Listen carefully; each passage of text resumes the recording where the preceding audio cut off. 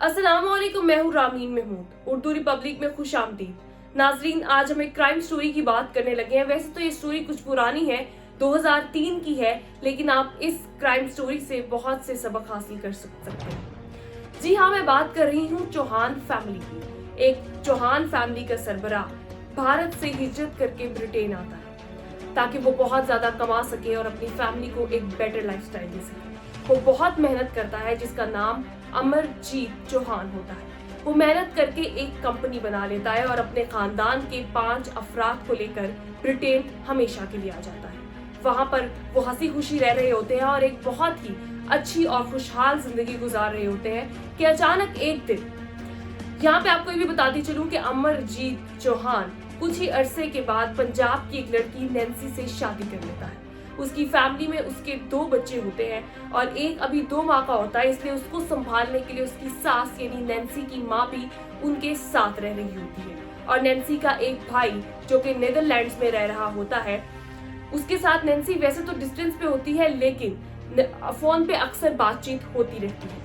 अब आगे क्या होता है कि एक दिन अमरजीत चौहान अपने ऑफिस जाता है और वापस नहीं आता, तो नैन्सी उसको फोन करती है तो उसका फोन बंद जा रहा होता है। वो वहां पर कंपनी में दीगर लोगों को फोन करके पूछती है कि उसका जो हस्बैंड है वो कहाँ गया, तो वो कहते हैं कि वो किसी बड़ी बिजनेस मीटिंग के लिए न्यूजीलैंड गया है।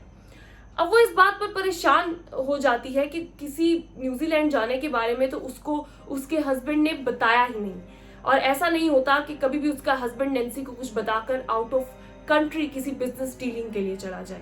खैर, अभी वो इसी परेशानी में होती है और अपने भाई को और दीगर लोगों को बताने के लिए सोच ही रही होती है कि उसे अपने हस्बैंड की तरफ से एक वॉइस मेल आता है और उस वॉइस मेल में लिखा होता है कि तुम परेशान मत होना, मैं एक बिजनेस डीलिंग के लिए आउट ऑफ कंट्री जा रहा हूँ। अब यहाँ पर ताजुब की बात नैन्सी के लिए ये होती है कि आज तक जितने भी मैसेजेस उसको उसके हस्बैंड ने किए होते हैं वो पंजाबी में होते हैं, लेकिन ये मैसेज उसको अंग्रेजी में रिसीव होता है। खैर, यहाँ पर उसको बजाय सुकून मिलने के मजीद परेशानी पड़ने लग जाती है। 2 दिन गुजर जाते हैं और CIBA कंपनी का मालिक अपनी कंपनी में नहीं जा रहा होता, तो एम्प्लॉयज घबरा कर नैन्सी को कॉल करते हैं। अब नैन्सी का नंबर भी बंद जा रहा होता है, तो इस सब हड़बड़ी में वो पुलिस को इन्फॉर्म करते हैं कि पहले तो कंपनी का मालिक नहीं था और अब कंपनी के मालिक की बीवी को फोन किया जा रहा है, तो उसका फोन भी बंद जा रहा है। खैर, अभी पुलिस अपनी तफ्तीश कर रही होती है कि एक डॉक्यूमेंट कंपनी को रिसीव होता है कि अमरजीत चौहान ब्रिटेन छोड़कर कहीं और चला गया है और वो कंपनी जो है वो किसी और मालिक के सुपुर्द करके चला गया, यानी उसने अपनी कंपनी किसी और को दे दी है। अब पुलिस थोड़े से ताजुब में आती है और वो तमाम डॉक्यूमेंट्स की जांच पड़ताल करवाती है, लेकिन वो डॉक्यूमेंट्स असली निकलते हैं। खैर, जब इस केस को और लोग नहीं देखते और कोई भी ज्यादा पीछे से प्रेशर नहीं आता, तो लोग इजी हो जाते हैं कि शायद वाकई वो ये तमाम ब्रिटेन में छोड़कर वो किसी और मुल्क में जाकर अपनी फैमिली के साथ बस चुका है और शायद उसको यहाँ पर कुछ माली मसले थे। अखबारों में भी छप रहा होता है और डिफरेंट जगह पे कि इसके मालिक माली खदशे की वजह से ब्रिटेन छोड़कर किसी और मुल्क में जा बसा है। लोग नॉर्मल जिंदगी गुजार रहे होते हैं कि मार्च में नैन्सी का भाई, जो कि बहुत ज्यादा परेशान होता है और उसको ये खबर बिल्कुल भी सुकून नहीं दे रही होती कि उसका बहनोई बगैर बताए या उसकी बहन बगैर बताए यहाँ से कहीं और शिफ्ट हो गए हैं और किसी रिश्तेदारों को भी नहीं पता। लेकिन यहाँ पर आपको एक मजे की बात बताऊं कि कुछ रिश्तेदारों को एक लेटर्स भी जाते हैं जहाँ पे ये कहा जाता है कि मैं ये मुल्क छोड़कर जा रहा हूँ। अब आगे क्या होता है कि पुलिस पहले तो इस केस को बहुत लाइट ले रही होती है क्योंकि उसको लगता है कि अमरजीत चौहान अपनी मर्जी से ये मुल्क छोड़कर चला गया है, लेकिन उसके भाई के प्रेशर और वो पुलिस के खिलाफ जब कार्रवाई शुरू करता है कि उसका जो पुलिस है वो उसके बहनोई और बहन को ढूंढने में बहुत ज्यादा इंटरेस्ट नहीं ले रही, तो पुलिस कुछ इंटरेस्ट लेना शुरू होती है और उसको याद आता है कि क्यों ना वो जाकर उनके घर में जांच पड़ताल करे।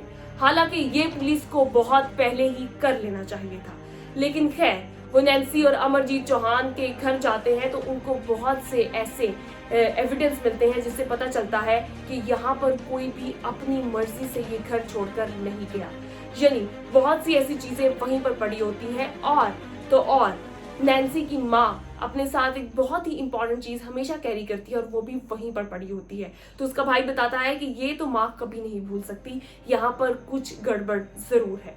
अभी ये सब कुछ चल ही रहा होता है कि पुलिस यहाँ तक पहुंचती है कि इस वक्त जो CIBA कंपनी है अमरजीत चौहान की, वो किसके पास है। तो इस वक्त एक कंपनी एक केनेथ रैगन नाम के शख्स के पास होती है। केनेथ रैगन, जब पुलिस इसका रिकॉर्ड निकलवाती है तो वो देखती है कि पहले भी बहुत से इलीगल कामों की वजह से जेल काट चुका है। ये पासपोर्ट, नकली पासपोर्ट बनाने और उसके अलावा स्मगलिंग और ह्यूमन ट्रैफिकिंग में इन्वॉल्व शख्स था। यहाँ से पुलिस का खदशा बढ़ना शुरू होता है और वो केनेथ रैगन को गिरफ्तार कर लेते हैं। अभी ये सब कुछ चल ही रहा होता है कि इतने में एक समंदर के किनारे से एक लाश बरामद होती है और वो लाश पुलिस को जब बुलाया जाता है और वो देखती है तो वो लाश अमरजीत चौहान की होती है। केनेथ रैगन को गिरफ्तार कर लिया जाता है और केनेथ रैगन जो है उससे पूछगछ शुरू की जाती है। उसी दौरान पुलिस को एक फोन आता है और उस फोन के बाद केनेथ रैगन को मजीद सख्ती से डील करना शुरू कर दिया जाता है। वो फोन किसका था वो मैं आगे जाके आपको वीडियो में बताऊंगी।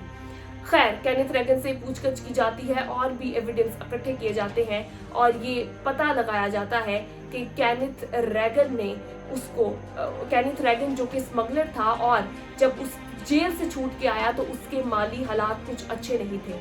अमरजीत चौहान ने उस पर सिंपथाइज करते हुए उसको थोड़ी सी अपनी जो है वो सॉफ्ट साइड की वजह से उसको अपनी कंपनी CIB में एक डिलीवरी बॉय की जॉब दे दी।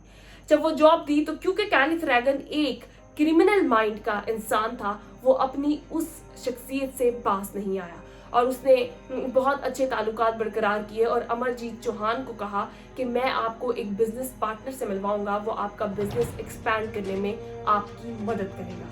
वो जब उसको मिलवाने के लिए अपने घर ले जाता है और वहां पर कुछ खाली पेपर्स और कुछ कंपनी के पेपर्स पर मार पीट करके उससे साइन करवा लेता है और बाद में उन्हीं में से कुछ पेपर्स के ऊपर लेटर्स लिखकर उसके रिश्तेदारों को भेज देता है और बाद में अमरजीत चौहान को कत्ल कर देता है। अमरजीत चौहान को कत्ल करने के बाद, कंपनी पर कब्जा करने के बाद उसको ये होता है कि जब तक नैन्सी और उसके बच्चे जिंदा हैं वो सुकून से इन तमाम चीजों पर कब्जा करके जिंदगी नहीं गुजार सकता।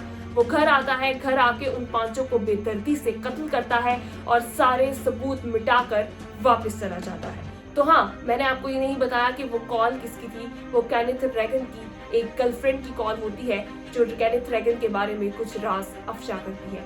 बहुत शुक्रिया। उम्मीद करती हूँ कि आपने इस वीडियो से बहुत कुछ सीखा होगा। अपना बहुत ख्याल रखिएगा। अल्लाह हाफिज।